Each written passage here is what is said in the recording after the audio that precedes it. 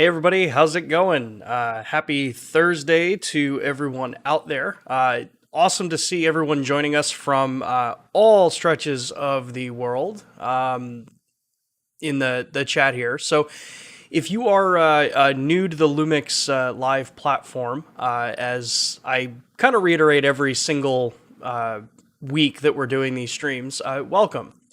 These are our sessions that we do on a weekly basis to cover pretty much everything that you can think of, from talking to other professional photographers, videographers out in the industry, talking to other representatives that are in this business from a more kind of business oriented sense. And then even from stuff like what we're going to be covering today, some more technical oriented tips that hopefully help all of you get more use out of your camera in ways that you may have not, necessarily realized you had before. As the title of this video kind of shows, we are going to be talking about the Lumix apps that are available for remote control capabilities with your S-series, G-series, and point-and-shoot cameras. So as a kind of housekeeping note for those looking for their specific app, since we have two of them, the LUMIX Sync app and the Panasonic Image app, we're going to be covering the Sync app first. So the first half, maybe a little bit more, just because a lot of it's kind of redundant between the two. The first session we're going to be covering over is the Sync app. The second part will be the Panasonic Image app. Now, that's not necessarily to say to leave and come back when you want to work on the Image app, because most of the stuff I'm covering is identical between the two. There's just a couple extra things that the Sync app offers because of the newer cameras, so definitely hang in there. If you have questions, make sure to tag at Lumix Cameras in front of your question, like you see some doing in the chat already. And that'll pop up on our screen for myself and for Jack Salamanchik, who's monitoring the chat now, to address throughout the stream. We may not get to every question that you guys post verbally through here, but Jack does a really amazing job at providing you guys at least the text info to point you where you got to go for it if you need some info about that. The two cameras that I'm using for demonstration today are the G100 for the G series to show the Lumix Sync app, and my LX100 Mark II to show the Panasonic Image app. So the camera model doesn't really matter in this case, other than a couple little differences for certain features. But everything that we're going to cover is going to cross over with the apps. I am also using an Android device to demonstrate this, just because it's the easiest one for me to set up and work with in this kind of setup here. Since the only iOS phone I have is a work issue phone, and it's not the brightest screen, and it's got some cracks on it. So we're trying to give you guys the best experience we've got here. What I would love to see is in the chat, I know this is a long intro, but shout out in the chat what cameras you guys are using. As we go through, if I start seeing a trend, I can kind of tweak some of the conversation since we're doing this live. So yeah, definitely sound off in the chat. The last housekeeping thing I want to just cover is we have a couple of things running right now for support for G-Series, point-and-shoot, and S-Series camera owners. If you have not seen it before, we have the Lumix Professional Services available for those of you that are qualifying in the number of cameras and lenses that you have. Sorry, I've got a little bit of a frog in my throat. So we have an entire professional service program ready for those that are really involved in the cameras and you really want to get the best service that you can out of Panasonic. So for those that are just looking to register, get yourself set up, we have the Lumix Pro Services Red tier, which is a free tier for those to join.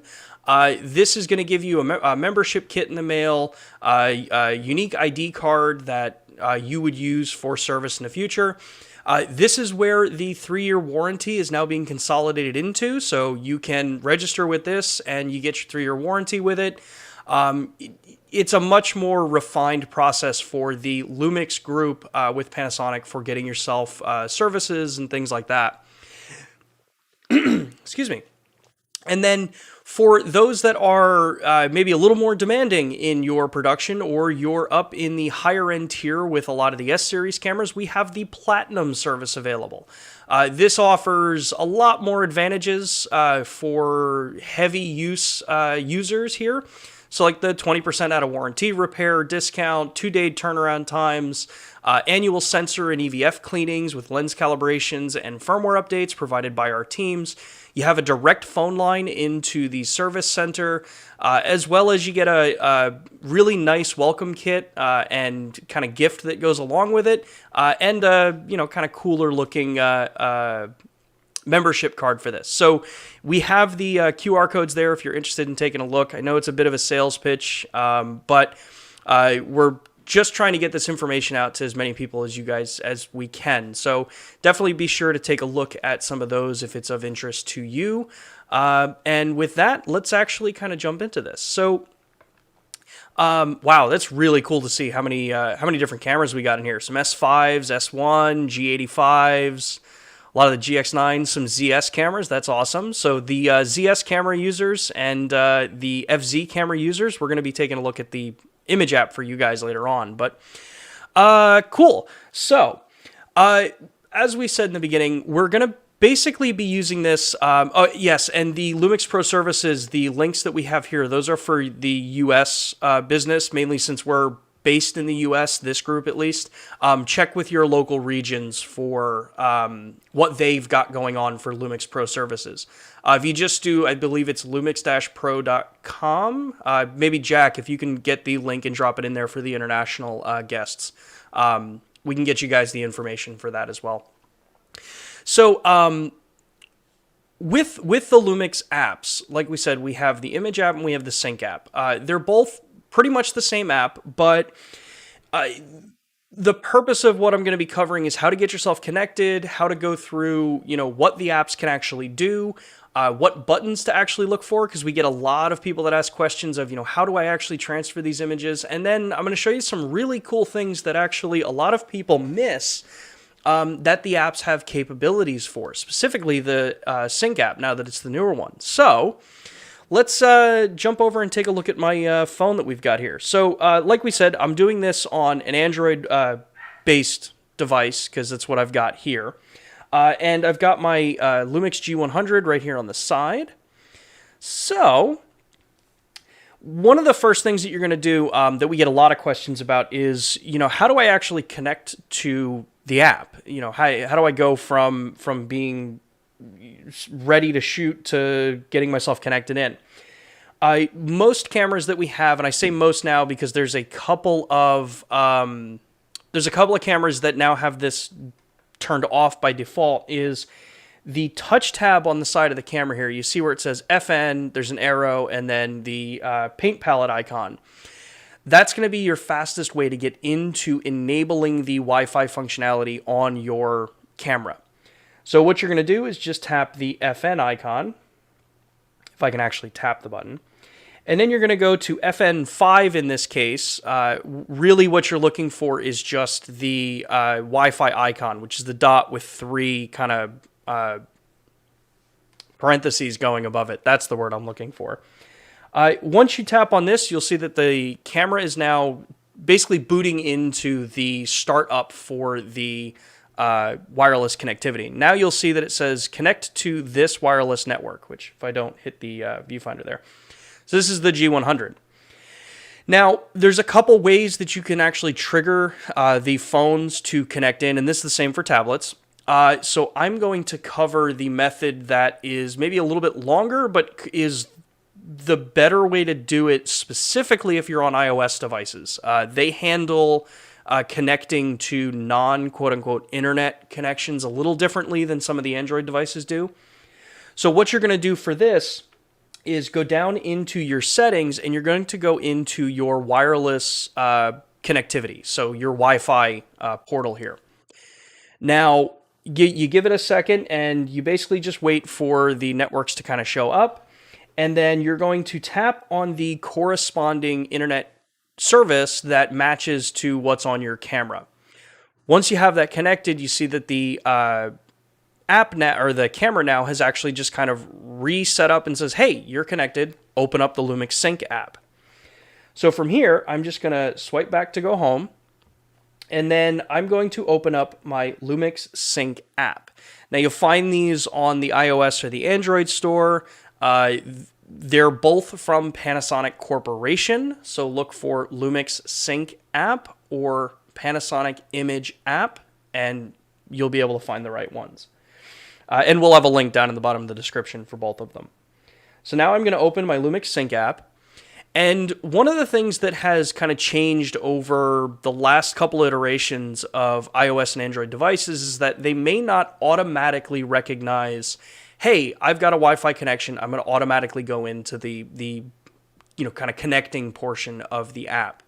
This is a bit out of our control. It's a lot of how the OSs are handling that connection. So in order to move forward from here, we're going to tap on the three icons up here.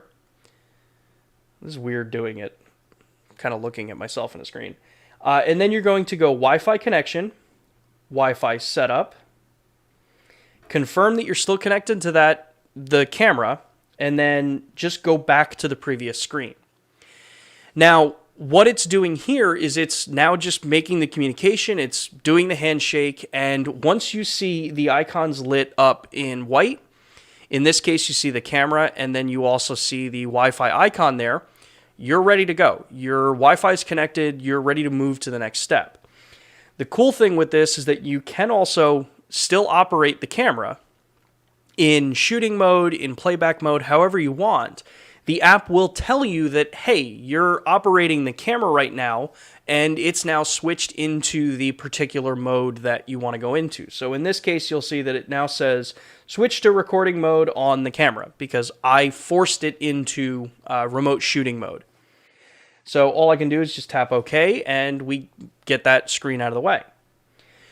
So once you're actually connected, the functionality that this app has is enormous for general shooting, for not so much for video capture because that's a whole different beast, and we'll cover that in a minute.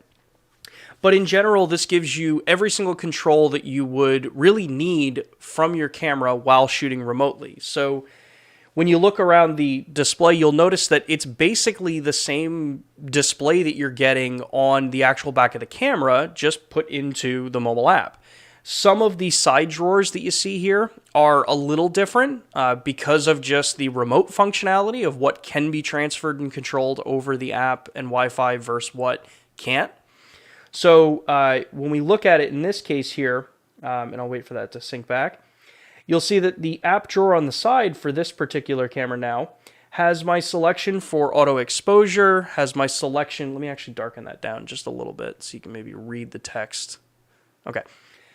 So it has my auto exposure point selection, my autofocus point selection, as well as an option for telephoto zooming. If you're using, in this case on a Micro Four Thirds camera, if you're using one of those power zoom lenses that we have.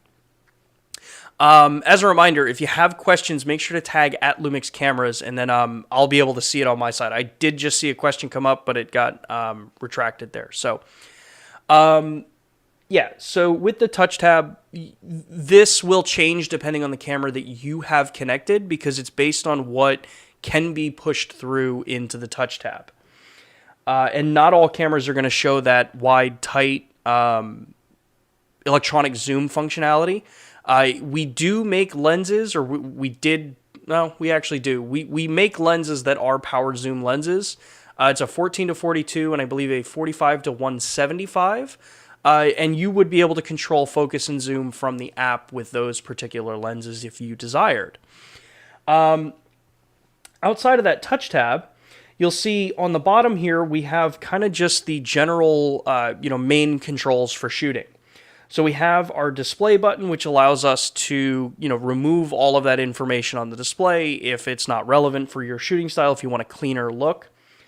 If I tap it again, you see that I get what camera mode I'm in. I get the color profile that I'm in, the status of the flash, since this camera has a built-in flash. Then you have your video record functionality, the frame quality. So this would be, or not quality, this is the frame compression basically for stills. Are you shooting in large, medium, or small? Are you in 16 by 9, 1 by 1, 4 by 3, 3 by 2, whichever modes you want there. Next to that is your actual quality. So you'll see that I have the camera set up to do RAW plus JPEG. Then you have your autofocus. Are you in AFS, AFF, AFC, or MF? Sorry. And then you also have your mode, like which mode are you in, face detection, that kind of thing. The cool thing is you also do get the battery indication on the display as well. So you'll see that I have the full battery charge on this particular camera. And then on the bottom little kind of thread here is where you've got your metering mode, your f-stop, your shutter speed, exposure compensation, ISO, and then remaining shot count. If you switch to video, this will actually show you the remaining count. So this will tell you how much longer you've got. So let's see here. Let's take a look at some of these questions before I go too far, because it's a whole lot of information. So let me scroll up. What kind of questions did we have here? That was all cameras.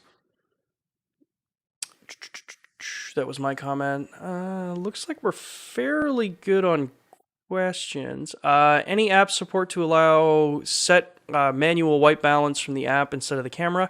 We're going to get into some of that in a few minutes here. Sanjay is asking, where's the resources at Panasonic for me to master my S1?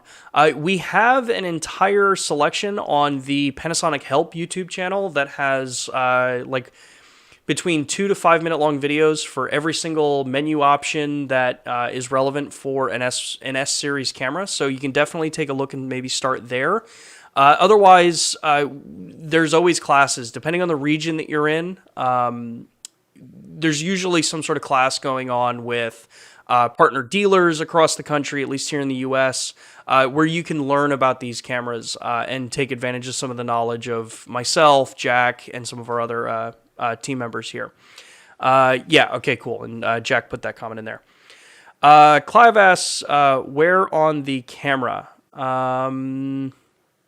Could you refine your question? Okay, the question was, do I need both apps, Sync and Image app? You have a GX9, G9, LX100, and LX10.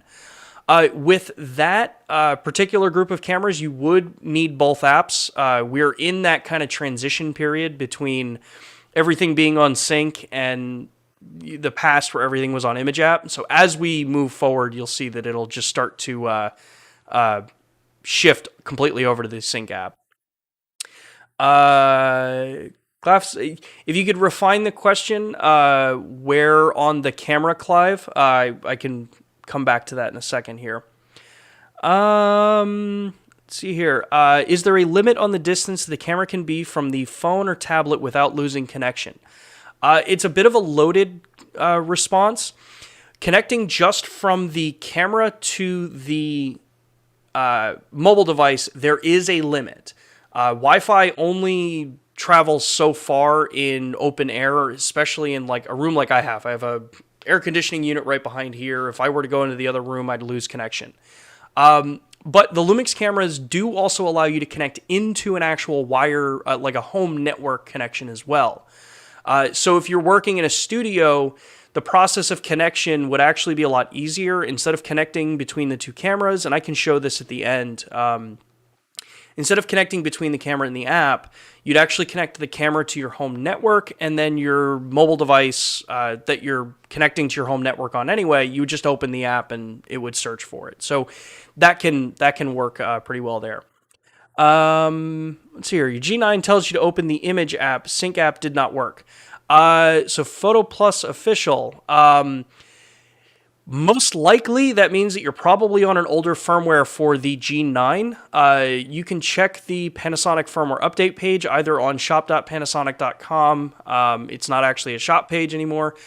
You can check on the support section there, or if Jack can drop the link to the firmware update page on the global site, just make sure your camera's fully updated because the newer update does transition over to the Sync app.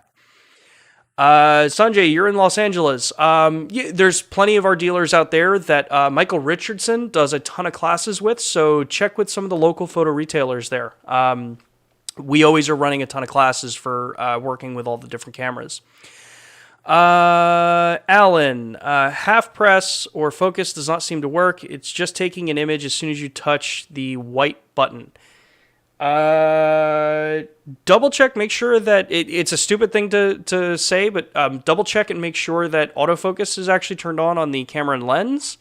That can be the issue. Otherwise, we'll get to that in a moment. What else do we got here before I jump back into shooting? Are you going to talk about syncing cameras to the PC? It's not intended to cover in this particular session. There's not really a direct way to connect your camera into your PC for remote shooting and control. You can set it up to send images while recording to a wireless, like to a PC.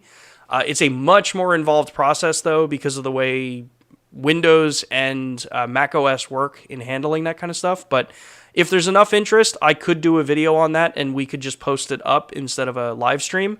Because I think that may be a little in the weeds for a lot of people.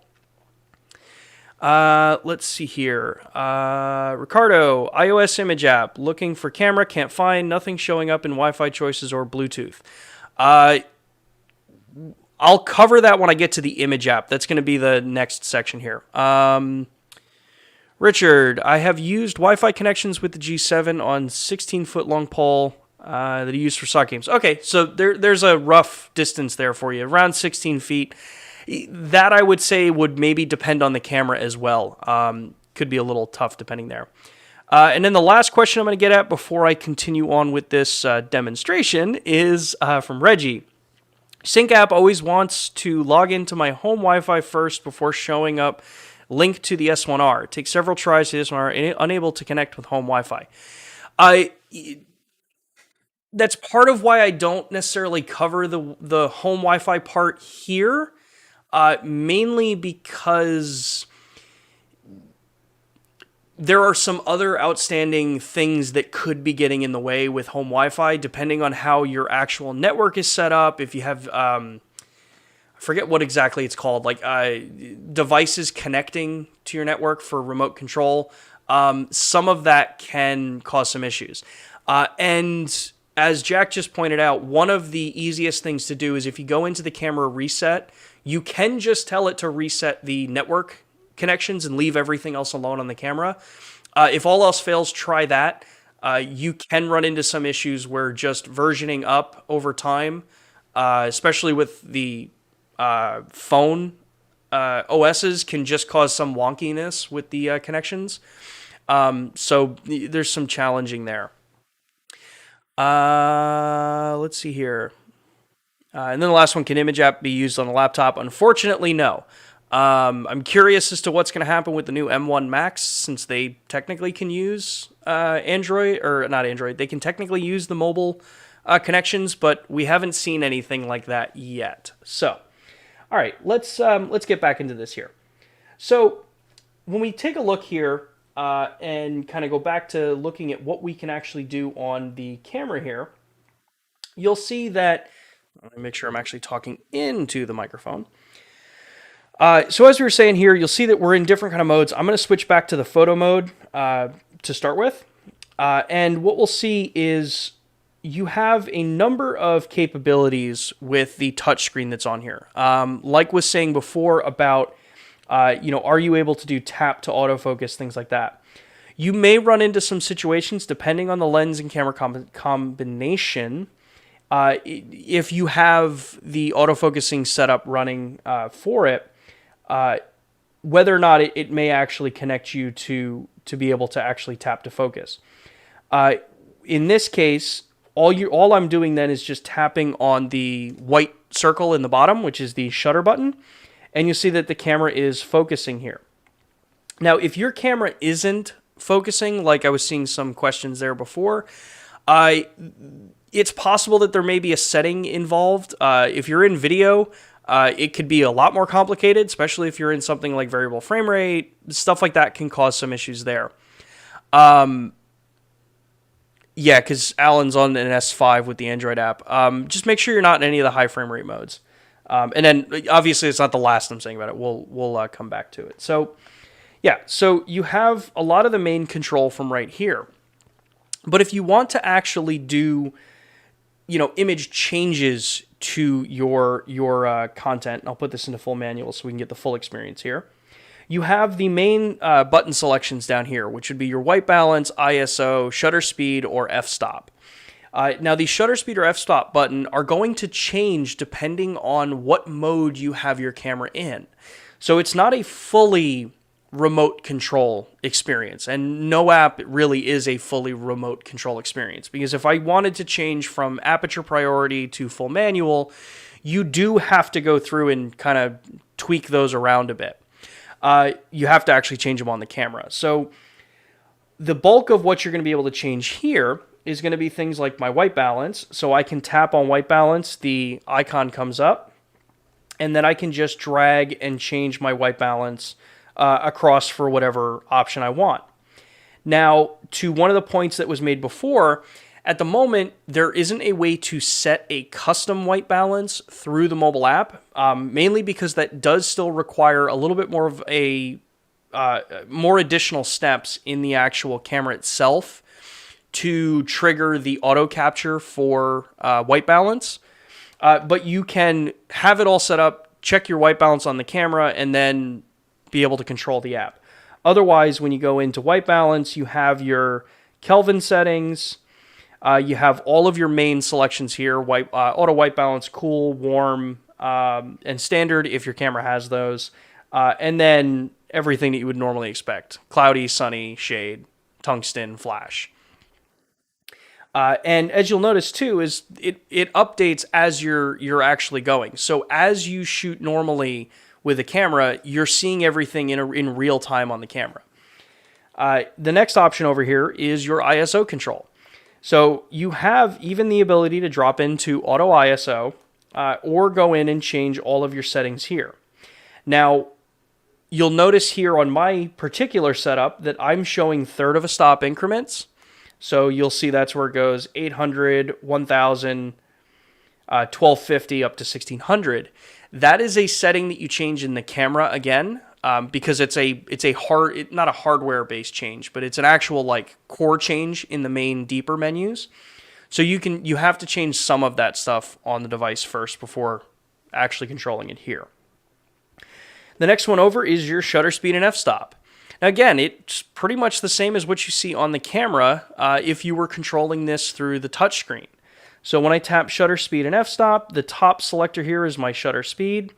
So I can go through and change it to whatever shutter speed I want.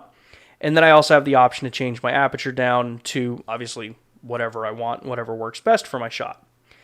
You'll see on the bottom there is your exposure meter. So with this, because I don't have constant preview or any of that stuff turned on, you'll see that the display is showing me a proper exposure so I can still frame and actually kind of set up my shot.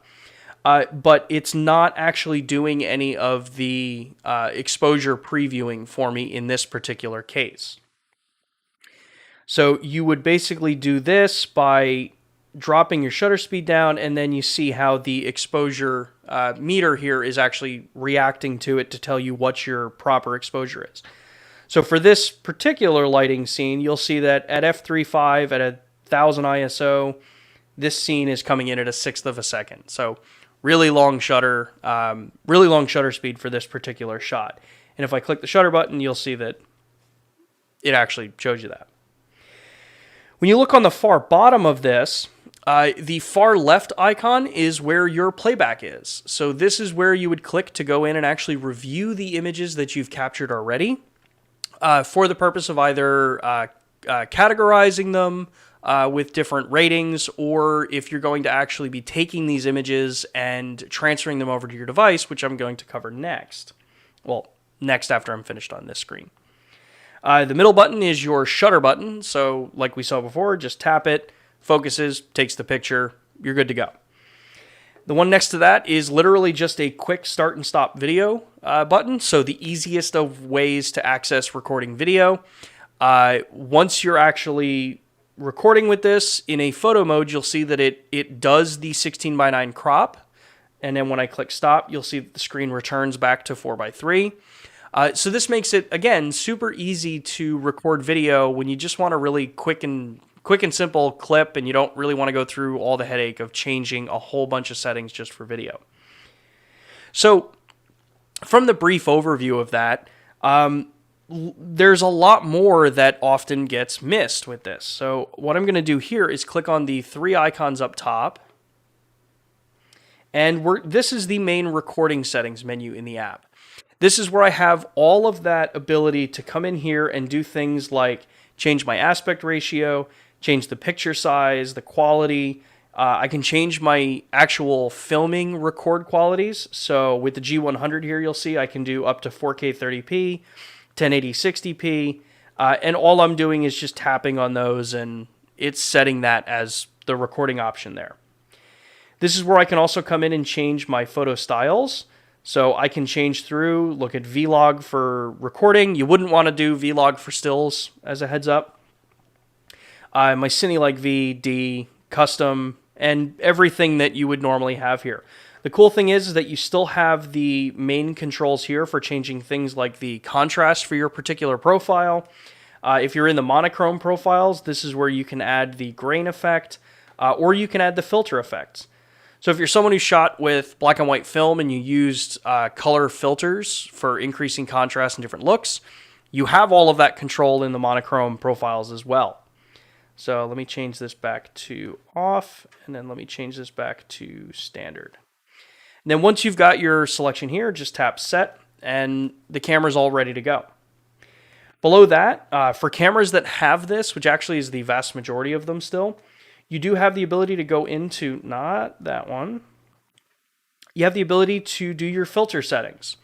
So this is the, the expressive filter, the retro filter, old days, a lot of the JPEG oriented color profiles. So if you're shooting with any of these, they're only going to be applied to the JPEG. The RAW files won't have that applied to it.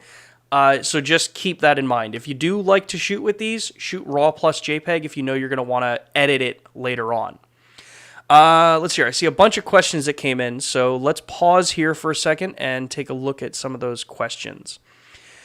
Okay, Reggie. Okay, looks like you got it working for now. See the link for firmware update, but do I just download to the computer and connect the camera to a Mac? Are there directions? So when you go into the firmware update page, you will be downloading a bin file, so it's a .bin. That will get put on the root of your SD card, so just put your SD card into the reader, copy that file onto the card, because I believe you said you're on a Mac. Yeah. Copy and paste that onto just the top level of the card. So that'll say DCIM as a folder.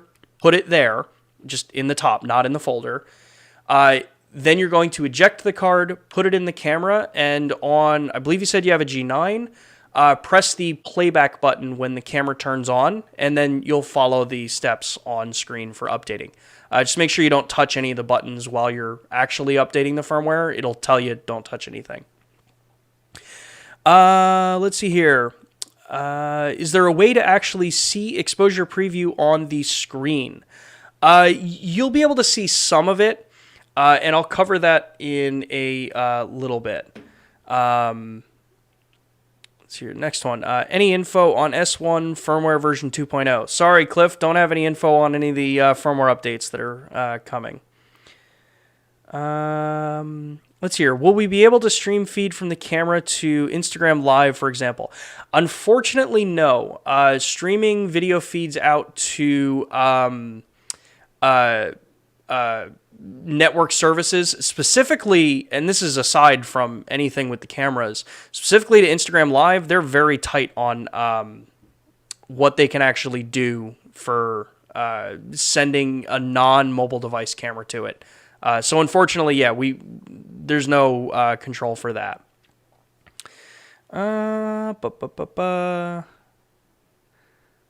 Okay, all right, that looks good for now. All right, so this is great. If you guys continue having questions, keep dropping them in with @Lumix Cameras. I'm going to be a little behind the questions that you have because we're not running the low latency thing in YouTube, so just bear with me if I'm getting to your question like 5 minutes behind when you actually post it. So yeah, we were in the filter settings here. So I'm going to set this back to no effect and go back. So the next one down here is your metering mode. This is where you can select any of the available metering modes that are applicable to your particular camera. In this case, it's multi-metering, center weighted, and spot metering. If you're on an S-series camera, you'll see a fourth option here, which is highlight weighted spot metering, or highlight weighted metering. Just another option. Again, not everything you see here on this particular screen is going to show up 100% on your camera. Some things depend on what your camera has, feature and spec-wise, versus some of the others. The next one down here is the flash mode. So if I were to pop the flash up on my G100 here, obviously because I activated the camera, it goes right back into shooting. If I go back into the settings here, go into flash mode, you'll see that I can force that flash off, red eye, or force it on. So it gives you some basic controls for that. Now, this is where it gets into some of the more specific functionality that we have with the cameras. So all Lumix cameras offer the 4K photo mode, which is the ability to use 4K video for the purpose of capturing stills. So you have the ability when connected with the app to tap on 4K photo and enable or disable the pre-burst functionality. So this is where it will always be storing 1 second, and then when you press the shutter button, it will store that 1 second and then continue with an additional second of footage. So 30 frames per second becomes 60. You get before and after you've pressed the button. Otherwise, if you wanted to actually change and put the camera into 4K photo mode, you do have to operate the navigation on the camera and change it into that 4K photo mode. The app will update. It'll show you that you're in 4K photo mode, and then you're ready to go there. So, like I said, some things do need to be controlled on the camera for specific settings that would typically be a hardware adjustment to change. In this case, that would be 4K photo. Now, if I go back into the 3 dots here and we continue on, you'll see that the G100 is one of our cameras that supports the Live View Composite functionality. So I have the ability to tap on Live View Composite, set my shutter delay if I want any shutter delay, and then I can actually start it from the app. So that allows me to come in here, start this. You'll see on the camera here, it says set shutter speed and ISO to what you want. Click the shutter button, it'll focus, take the initial frame, and then now all you would do is just press the shutter button again, and because I have the flash on, it's going to keep firing the flash, and then it will just keep capturing those images as you can see building up here. So it's a really, really cool, easy way to work with Live View Composite if your camera supports it. And then just tap the shutter button again, and you're back to standard shooting. So I'm going to tap on exit here, and then we're going to go back into the settings. Now, for those that want to work with bracketing, you have the ability to tap on the bracketing. You can turn the bracketing on, which means you can select exposure, focus, or off with this particular camera. Other cameras have a couple other bracketing options, like aperture bracketing. So you have some different selections here, but that's how you would get into doing your bracketing. Now, if I go back one more, like I said, there's a whole lot involved with this. And again, for those that are working with the image app, a lot of this is the same, just the UI looks a little different. So we will show the actual image app in a little bit. Below this is where I can change my AF modes. I can change from my face detection, eye detection, the tracking, 49 point in this area, or 225 if you're on a G9, GH5, or S-series camera. You could set your custom multi, your one area, or pinpoint as well. Next one down, for cameras that do support it. So like I mentioned before, certain cameras aren't going to have the ability to change the drive mode in the app. Some cameras will. The G100 and an LX100 Mark II, I can come in here and tap drive mode, And you'll see, just like I said before with changing it on the camera, those options show up here as well. So I can set my self timer, post focus, which is the 4K photo function that racks focus for stacking or selective focal plane after you've captured an image. That 4K photo, the burst mode, or single. So you have direct access for some of that here, depending on the camera that you have. And then I can come in here with focus mode and change which focus mode I'm in. So you get a ton of functionality options here. And again, for those that are iOS users, it's the same on the iOS devices. Like I said, it's just a little bit easier for me to demonstrate on my Android device. So all the options that you're seeing here will be identical between them. The last couple things here are selfie shot modes, which are some of the more like the smile shutter, things like that. You can turn those on here if you want. Otherwise, it's really if you're just remote shooting yourself, doing what we would used to do with like setting timer, running back into frame and taking the picture. Ultimately, you can just do that with the app if you have it like behind you or you're in a group. Just tap the shutter button and you're good to go. And then below this, you can change the live view recording quality. So this is really useful in situations where you may be in a wirelessly congested area and you want to lower the actual video quality coming through so that you get a more smooth experience. It just kind of depends which setting you're kind of working on. Question I see really quick here now that we're talking with this from Sanjay is, can you do manual focus through the app? Yes, you can. So we would basically go back to that focus mode, change it to manual focus, and when I come back out to the app here, you'll see that I have a manual focus button now that I can tap manual focus. It gives me a zoom in preview, so let's go up to the Lumix logo here, and then I can tap these arrows left and right and manually focus my display. Not the fastest performing for it. I don't know of any real kind of like manual focus because it's going to be in steps to kind of really control how you're stepping through. But it gives you a ton of control there. And then you always have the ability to just do a one-tap override for autofocus with it as well. So let's go back out of this. Yep. Hope if I didn't back out of the actual app there. And let's change this back to autofocus. Okay. So once, say, you've got everything set up on the camera, you've captured a couple images, now you actually want to take these images over to your actual phone. You want to actually be able to work with these images now. So there's two ways you can do this. If you're coming from the shooting experience like this, you're able to tap on the icon on the bottom left here, which you'll see looks like an image. And when you tap this, it's going to basically put the camera into playback mode. And you'll have the list of images that you've shot here. And from this, all you're basically going to do is tap on that image. You'll see like, okay, hey, I got this image here. Now I want to send it over to my phone, but I don't know if I want to send my RAW or a JPEG over. So what you would do here is tap on those three icons in the top again, which I believe the official name is the hamburger menu. Unless that was a satire site I was reading with it. So click on this. You'll be able to change the actual image size when it's copied. So you can do a large image, which is the full-size original image, medium, or small. So it gives you some control if you're trying to just keep down size. Say you just want to see a proof of it on a better screen. And then below this is the saving format, RAW plus JPEG images, or what combination you want.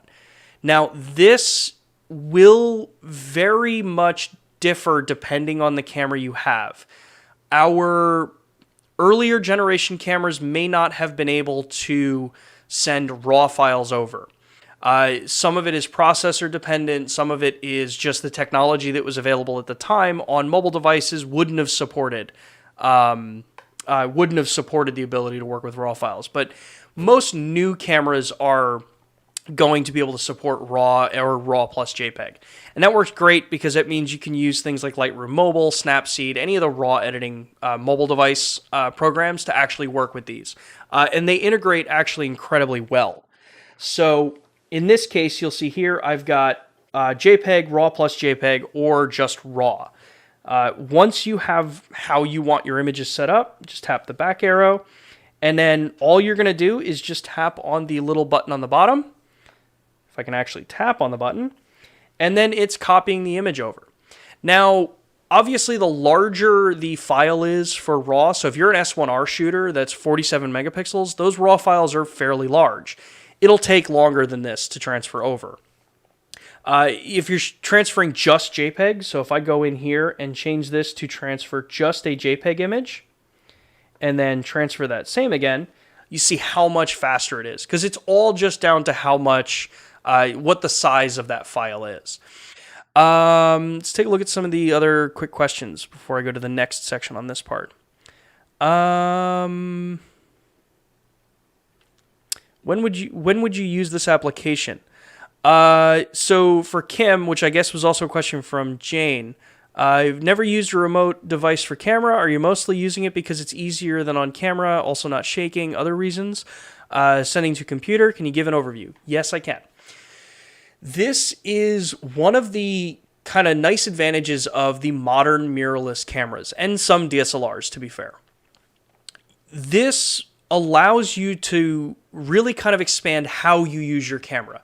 Now, personally, I use the mobile app when I'm doing astrophotography, or if I'm doing kind of landscape work where I want to set the camera up in maybe an angle or a position that either it would be ridiculous for me to actually be with the camera, either, kind of laying in a weird contorted position to get that right angle of like a skyscraper or something like that.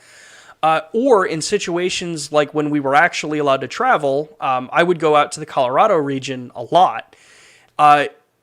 The app allows me to set the camera up outside of my car at night, frame it up the way I want in the ultra cold weather, get back into my car, stay nice and warm, and actually control and take the pictures from remote locations. So it's all about just giving more flexibility to how you capture. This also does work great if you're doing, say you're a wedding or an event photographer and you want to set up a camera that could be like totally remote, like in the corner of the room that's just kind of capturing time lapse, or you just kind of overview shots. You can have the camera set up and then be able to control it through the app without having to actually physically be at the camera. So again, it just broadens a lot of your capabilities. And then, as some others are saying too, it's awesome for reducing any possibility of camera shake from any kind of interference with the camera itself. See the next question here. Will this work where there's no Wi-Fi available? As an example, Death Valley. 100%. This is the way the mobile app connects to the camera and the phone is all done as its own network. It's self-contained. So that means you do not need any wireless network. When I had been down in Joshua Tree last year, out in the middle of nowhere with no cell service either, I was still able to connect the two together, offload images that I wanted to work on while I was having lunch, and then when I got back to cell service, I was able to send them out and post them on social media. So yeah, there's no need to have actually any kind of internet connection to the World Wide Web. And then let's see here. And then Albert comments too about being able to download images. So yes, the other third reason why the app is such a useful case is being able to immediately send images from your camera to a mobile device or a tablet across the board. So it really makes it easy for you to get content off your camera. All of us are guilty of those times where you go out, you shoot, you capture a ton of images, and then you may just never do anything with them. They may just sit on the card. Using the app is one of those ways to kind of help you just, capture images and actually do something with them. Because for myself, I have pictures up on the wall. I'm one of those people that actually likes to still do printing. I was able to take the images, put them on my phone, do some editing with it, send them off to a print service, and then have them delivered and framed and everything. So that's a bit of a reach in some cases, but yeah. And then the last question that I'm going to answer in this part is, where was that? It was about the 85 1.8. I don't want to be ignoring anybody that's asking that question. I don't have any other updated information other than it's available. It is available, and it should be starting to show up more and more in stock in different stores as inventory is coming out. So let's go back here. So the last thing I wanted to cover on this particularly is the ability that when you tap on the hamburger menu again, you also have the ability to do filtering in Playback. So if I were to tap on the filtering icon, you'll see that I can basically filter down into images that I captured. Let me go back and do this. I can go into images that I captured today, the last 3 days, 7 days, 30 days, or all of them. I can split out my photos and my videos. And then depending on the camera that you have, like the S series allows you to do this, if you have rated any of the images in your camera, you can then filter by those ratings. By default, if you're in Playback on an S series, GH, or G9, at least, I'm probably missing some other cameras. When you're in Playback, if you press the AF on button or the AF AE lock button, that should be the default for rating your images while you're shooting. So it helps you kind of organize for later. And then the last thing here, like we said, is also you can do picture sorting all in the Playback on this. So it makes it really easy to actually kind of organize, work with your photos, and get them off onto your camera. Now, the last thing I'm going to cover on the image app before I get myself set up over with the LX100 Mark II for the image app is you have these two other options here, shutter remote control and then camera settings copy, depending on the cameras that you're working with. Not all cameras have the camera settings copy functionality. These two options are Bluetooth controlled functionality, so you don't have to actually be connected in with Wi-Fi.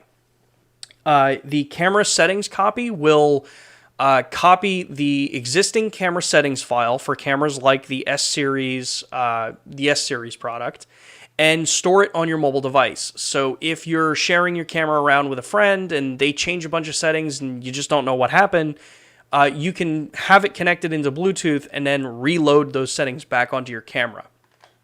Or if you have different shooting styles, you can have them all stored on your mobile device and then just send them over and the camera's set that way. The last option here is the shutter remote control. Now again, this is straight up the just a wireless Bluetooth remote for the cameras that have Bluetooth. This will let you literally just tap the shutter button, lock the shutter button, or trigger start and stop on video recording. And it's all done over Bluetooth, so you don't have to worry about doing anything. You don't have to do anything with the wireless connection for that particular setup. Let's see here. A question from Patrick over on Photo Plus. Will Sync App ever be updated to work with the G85, GX85, or GM5? I don't believe so, because I could be wrong. I'm not 100% sure, but I believe there is some challenge with the hardware from the older cameras being able to properly interface with the new app. That's part of why we have both of them still around. So yeah, it's a little, maybe not the best, but that's the current state of affairs for it. And then the last question I'll answer here before I jump over is from Kevin. I have an external Bluetooth GPS giving a precise location for my mobile. If I connect by Wi-Fi app, should I be able to get the precise GPS into your photos? So that's the last part about Bluetooth. So the way our GPS system works, we've always had some form of GPS functionality in all of our cameras, and this is called Geo Tagging or geolocation for the cameras. When you're connected over Bluetooth, our cameras use the GPS information provided by the mobile device to tag those images as you're capturing it. So then when you load it into something like Lightroom or a catalog program that reads it, you'll have the location info there. We are actually putting out an entire video dedicated to the app that shows you very strictly how to get all this stuff connected, what it all looks like in the app. So as soon as that's available, you'll see notices about it. It's a little more complicated than to go in with this, and we're already at an hour 45, and I have to get to the image app. So we're going to be running a little long today.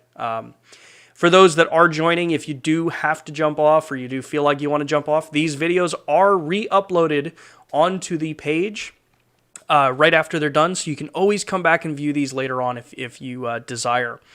But to your point, Kevin, it's possible if that external Bluetooth well, actually, this might not work. Well, it might. If your device can connect to multiple Bluetooth devices, it's possible. But the app does pull whatever GPS information's on the phone. So it's not sure if that particular one would work, since it needs the Bluetooth connection for this particular functionality. So that covers basically the main settings here. The only last thing to cover is that when you tap on the three button icons up here, you'll see that there's some other selections here for Bluetooth on and off, Wi-Fi connection. You can turn the camera off through the app. Some of the different notification and kind of standard fare that you run across with an app. But the last one is this firmware update selection here. Now, firmware updating through the app is coming. It is currently only supported on the S5, so the newest of the Lumix cameras that we've released. I don't have information as to whether or not it's going to come to older cameras. We just know that the S5 is the current camera that does support this functionality, and this allows you to update the camera without having to go through the process that I described before of going to the website, putting it on a card, put the card in the camera, and then updating there. It works totally direct here, and that video that we're going to be posting up relatively soon will show you that entire process. So make sure to stay subscribed and all that kind of stuff, and you guys will see that particular video. So now that the Sync app is covered, let's take a second here and get myself set up with my G100. And we'll show quickly the differences with the image app. So I forgot to charge a battery this morning, so I have to swap my G100 battery into my LX100. So bear with me for a second here. Now the other thing is the LX100 Mark II doesn't have a flip screen, so you're not going to be able to see what's on the screen, but the process of connecting is pretty much the same. One thing to note, I gotta fix that. One thing to note is you are going to want to make sure that the clock is set on your camera. It just makes things a lot easier. That could be one of the connection issues if you're running into some problems where it's just not connecting. Make sure your clock is set. Make sure that there's no ultra special function that you're in. Wi-Fi can be a little temperamental that way sometimes. So what I'm going to do on my, actually I can probably do it on, nah, I'll do it this way. So what I'm going to do is do the same exact process I did on the G100, where I'm going to tap the FN button on the back of the camera and then tap the Wi-Fi symbol. And then let me just set the clock here. As I tell everybody to set the clock and don't set the clock on my own camera, go figure. So now we're set ready to actually connect here. So let's jump back here. So again, what we're going to do with this is I'm going to swipe down, go into my Wi-Fi settings, wait for this to come up, and you'll see LX100 Mark II and then the identifier there. And that number is going to change depending on your particular camera. It will say your camera and just look for the one that's connected on your camera. And then on the back of the camera, you'll see it says connect to the image app. So I'm going to close this out, go into my settings, and then I'm going to open up the image app. Now this one, you'll see, is automatically starting to make that connection where it's looking to connect to the camera. And this is what you'll see the first time you set up. It says check camera operation to proceed. It's going to ask you to confirm, are you connecting to this device? In this case, it's my 4A 5G. I'm going to tap yes.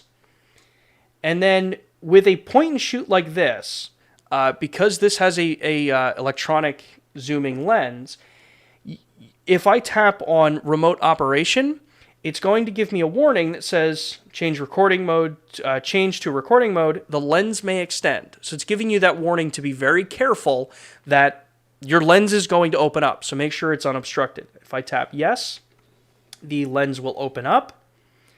I have zoom remember turned on, or lens position remember turned on, so it went to the furthest telephoto. And then what you'll see is there's some UI differences here. So with a point and shoot, I have my ability to zoom the lens in and out. You can see my arm. Hello. It gives me the focal length and everything that I'm working there. I have that display button, which again, it's the same as the other one. Changes the information that's on the display. I have a quick menu option here, which lets me go in and change picture size, most of the things that we showed before. Even things like setting up stop motion animation here. Certain cameras, you'll see a little icon of a person jumping. This is the jump shot function that I know everybody really, really wants to play with. If you set jump shot and turn it on, literally it uses the accelerometer in your phone to trigger the shutter. So if you're doing any of those shots that I know were ultra popular for a while there, where it's jump up in the air and capture yourself floating, you can do that with certain cameras that are using the Image app. Next to that is the video record button. Your shutter button is in the middle. And then your touch tab option is right here, which shows you that aperture, exposure compensation, focus modes. It's all just laid out a little different than the Sync app. So that's the main kind of screen that you'll see here. The other difference here is that I can tap on the full screen icon here, and that will, on select cameras, let you fill the entire screen with the information in the display. It varies depending on the camera that you're working with, because again, it depends on if the camera has the general functionality to actually support that feature. Not all cameras do. A vast majority of the newer cameras do. I think it was the GH5 and newer, that time frame and newer, support this. And then I can just tap that button again, go back to my main display here, change the orientation. I have my phone taped down because I kept moving it in practice for this. So that's the main overview that you see for this. You have all the same information, but you'll see that the bottom bar is what's different. If I want to go back and look at the images that I had captured before, that's clicking on the little playback button, which is going to match what you see on your camera. I can tap on an image, which, wow, I haven't pulled this card out in a long time. These are images from when we were actually able to travel. So I can tap on this image of looking out at Austin International Airport, or Austin Bergstrom, and I have the same abilities here. This is a RAW plus JPEG. I can tap the icon here in the bottom left, and then I can send it. You'll see that with the LX100 Mark II, I can send the RAW file, so I can tap OK. And you'll see that it's sending over the RAW file, and then now it's also going to send over or sends the JPEG over first, and now it's sending over the RAW file as well. So you have all of that same functionality that I said before in the Image app that you do with the Sync app.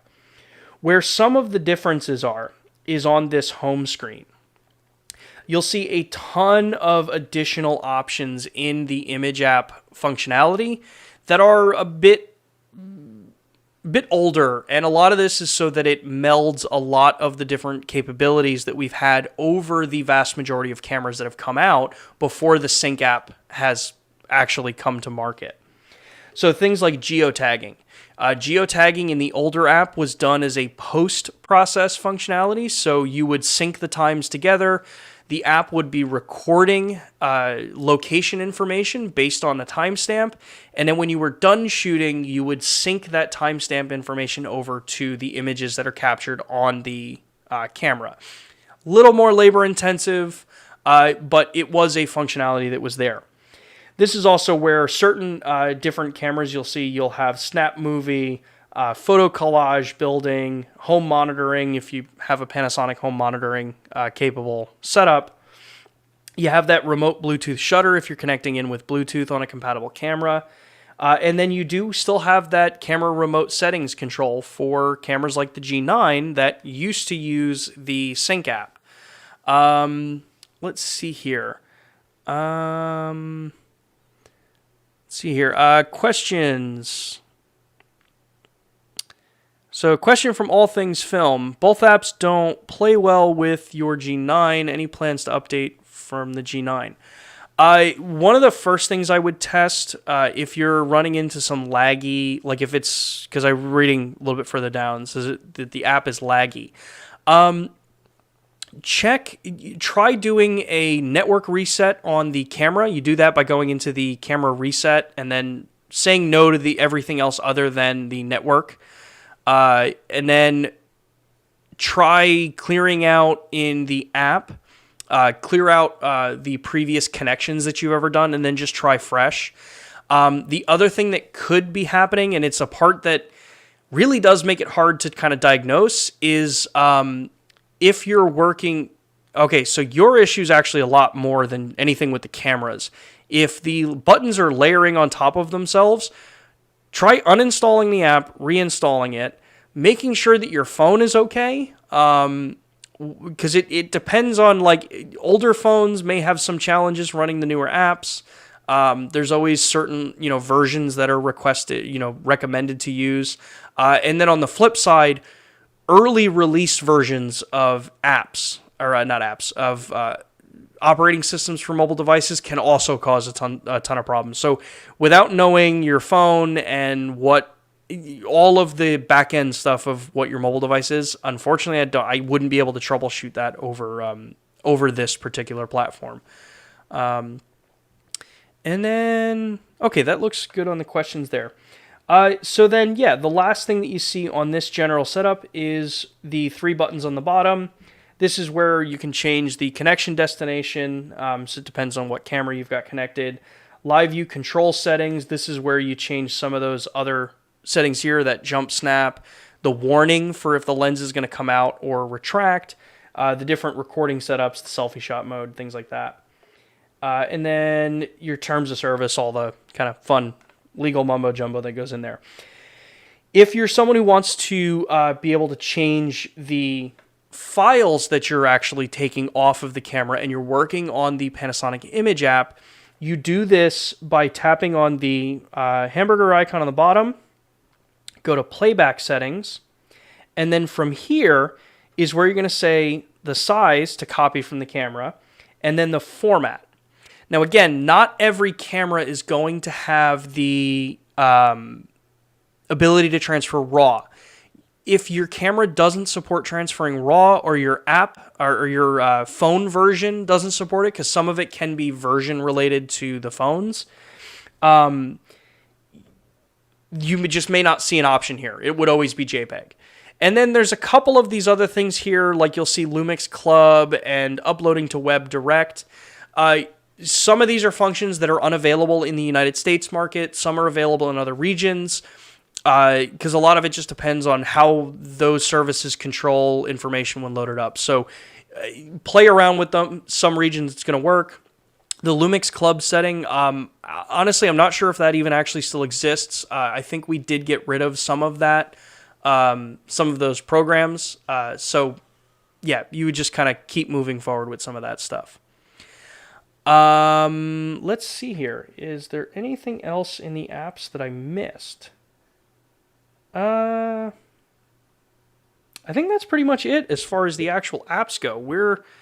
We've run a couple of minutes long. Let's see if there are any last minute questions before we round out today's session. Let's see here. All Things Film. You have an iPhone 12 Pro Max. I'm sure how to adjust the sensitivity of my phone. I'm not sure how to adjust the sensitivity of my iPhone. Yeah, I'm not really sure what the issue would be there, because that phone shouldn't be causing issues.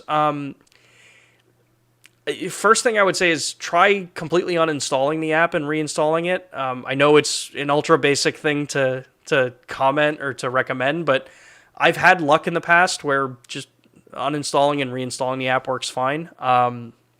My iOS device is running, was it 14.4 or whatever the newest one that just came out was. And granted, this is a 6S, so it's not a really large screen. But even on my Pixel 4 XL and my 4a 5G that I have now, Scaling wise, they looked fine, so I'm not sure what that challenge would be. Sorry. Jane says, a bit overwhelmed. Not sure of differences of both apps. Is there a side-by-side comparison chart? Yeah, it is incredibly overwhelming with how much stuff there is. So that's one of the reasons why we have this particular stream going up, so that it can also still be reviewed later. We don't have a specific side-by-side chart, but if there's a request for that, that is something that we could look at putting together. I don't know exactly how we'd get it out there. Maybe I can see if I can put it in that video that I'm working on for the actual app overview, so an official version of this live stream. So yeah, that's a good suggestion, Jane. Thank you. And I'll look to see if I can include that in that video. All right. Let's see here. Renderman, can it connect multiple cameras and set timecode? The app is a single instance only. I know there are others out there that would allow for multi-camera connection. Currently, the Sync app and the Image app are only single point connections, so they don't do things like timecode, stuff like that. But the comment does get taken well, and we will submit it up the chain with the app development team. Let's see here. Any other questions that you guys have before we call this one today? Looks like we're pretty good. As always, these videos are going to be loaded back up to the channel as soon as we're done with this session, so you are always able to continue the conversation either in the actual comments section. We do moderate comments, so just be aware of that. So yeah, you are able to continue this conversation. If you ask us questions on the comment section once the video is posted, Jack or I will actually be there, and we will take a look and see if we can help you and answer some of those questions. And we will actually, once this is up, I will go through the process of timestamping these, so it makes it a little bit easier to jump back later on. What's the other one we got here? FC is asking, I thought BGH1 can support multiple cameras. BGH1 is an exception because that uses the Lumix Tether software on the computer. The mobile device is a different control platform, so little different there. Let's hear from Photo Plus Official. Question from Lawrence. So on my G9, should I be using the Lumix Sync, and when will Geo Tagging be supported in Lumix Sync? Yes, you should be using Lumix Sync. Just make sure you're on the most up-to-date firmware. And Geo Tagging is done through the Bluetooth connection on the app. So actually, that brings up a good point. I will jump back. So see, I actually got ahead of myself. I wasn't actually done yet.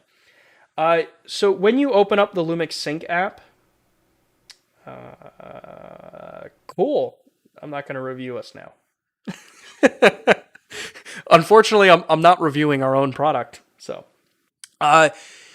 with your G9 or any camera that has Bluetooth connection and that works with the Lumix Sync app, click on the little question mark button up here.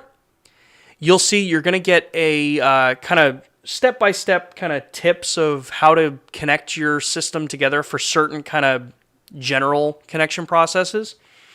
And then what you would do to do the Bluetooth tethering, or not Bluetooth tethering, to do the geolocation, geotagging, is tap on camera registration and then follow the prompts to get the Bluetooth connected. This is a step-by-step process on what you need to click and how you need to get it going.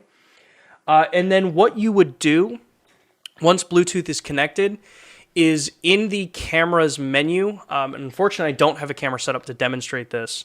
Go into the camera's menu under the setup, which would be the wrench, and then go into the in-out option in that menu.